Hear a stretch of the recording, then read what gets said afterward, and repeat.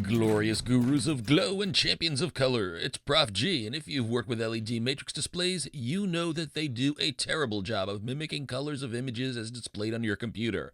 But in this lesson, we'll use a technique called gamma correction to improve your images, and we'll do this with free cross-platform GIMP software. Just remember that LED colors look more vivid in person than they will on this video, and you'll see that if you're following along with your own gear. Are you ready to dive into display dynamics in order to grasp gamma greatness? Then let's get colorful with Big Learning. And as usual, thanks for joining us. We often use techniques covered in earlier lessons. Check out the playlist if you need a knowledge drop. Now we need an image, so let's begin by grabbing an image from the internet. We'll resize it and save it as BMP so that we can use it on an LED matrix, and we'll save the original and gamma corrected version so that we can compare the difference. Since this is CircuitPython school, I'm going to head to images.google.com and search for a Blinka Python logo, and I'll visit this one in the Wikimedia Commons, right-click on the image and select Copy Image, then I'll minimize my browser and launch the free GIMP software that we introduced in an earlier lesson, and even though I'm on a Mac, it's available for Windows too, and I don't want to load earlier images, I'm just going to go up to the Edit menu and select Paste, and Blinka appears. Now I'm going to first scale this image down so that it's the right size for my display. So to do that, I'm going to head up to the Help menu and search for Scale, then select Scale Image. And I'm going to set this for a height of 32 since my display is 64 by 32. Then press Tab.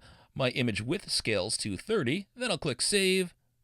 Image properly scaled. Now I've got a transparent background, that's what the gray checkerboard means, but BMPs don't handle the transparency, and we need to save this in BMP format to use with our display. So I'll add a layer to cover the transparency, and I do that at the bottom of the column on the right, and it's the lower left icon. It looks like a piece of paper with a plus sign in the upper left corner.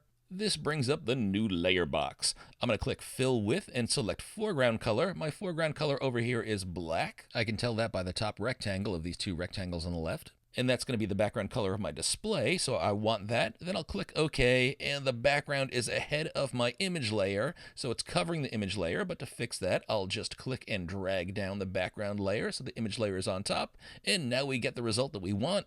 I'm going to merge these layers, and to do that, I just right-click on one of the layers down below in the bottom of this column. I'll select Merge Visible Layers, accept the defaults, and click Merge, and I have a single image with a black background. Nice! And if I didn't do this, the transparent background would have showed up as white on my LED matrix, and that's not what I want. Now let's save this as a BMP formatted image. Just go up to the File menu and select Export As, and why don't we call this original image blinka.bmp, click Export, a separate box pops up where we can select the RGB format, and in earlier lessons we selected 16, 565 formats, but here it's totally okay to select 24-bit, then click Export, and we have an uncorrected original image ready for our display. But now let's gamma correct this so that it looks even better. And we'll head up to the Colors menu, we'll select Levels, and in this middle text entry field, delete what's in there and enter 0.4.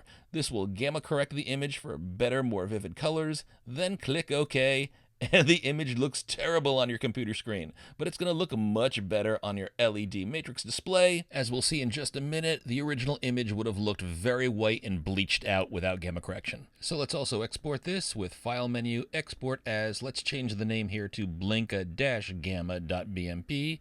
Click Export. Once again, set the RGB format to 24-bit. Click Export again.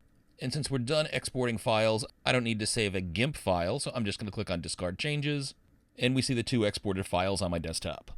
Now the code I'm going to use is going to assume that these two files are in a folder called Images on my CircuitPy volume, so I'm going to right-click on my desktop and select New Folder, and call this Images with lowercase letters, then drag those two images over into this new folder, and drag the new folder into my CircuitPy volume. I can replace anything that's in there, and now I'm ready to write some code. And actually, I've written the code. It uses techniques we've covered in prior lessons, so I don't think I need to go through the code with you. I've got the code in this GitHub repo, which you can find at this URL, and the URL is also linked in the video's description. This code assumes you're using a Raspberry Pi Pico connected to a 64 by 32 Hub 75 standard LED matrix. That's the standard LED matrix that you'll find sold at Adafruit and other sites. If you don't have that flavor of equipment, you'll need to modify your code, but if you want, you can download this repo or just copy what's in the code.py file. And in fact, I've got copies of the fonts that I've used, so you can download that folder if you need it. And I've even got images that we just created if you didn't want to go through the previous techniques. Now let's try things out. Back in PyCharm, if I scroll down to the line where I call on-disk bitmap, which reads the file in from the CircuitPy board, this assumes that I've got my image in an images folder spelled like this, and I do. So I'm going to change the name after the slash to just blinka.bmp, all lowercase. That's the original item before gamma correction. And I'll also change the text in the label object that we have down here to just orig. And then I'll save this. And we see the image looks really washed out. And when you see this in person, it's even more noticeable. LEDs look much worse on video. And now let's try the gamma corrected version. I'll change the label to gamma\n for new line and correct.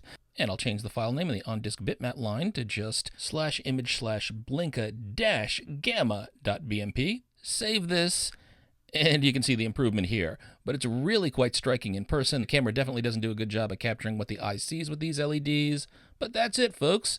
So if you want to set things up so that they're gamma corrected and they look better on LED displays, just modify any image in GIMP by selecting colors, levels, and setting the center box value to 0.4, and you can experiment with tweaking these values if you want to try fine-tuning things, but they should work well in most cases. So save this to your CircuitPython School folder, and make sure you close that outermost tab. If that was useful, drop a thumbs up and comment to Lonely Prof G. Tell friends, and if you're subscribed, expect more goodness so that you can make something awesome.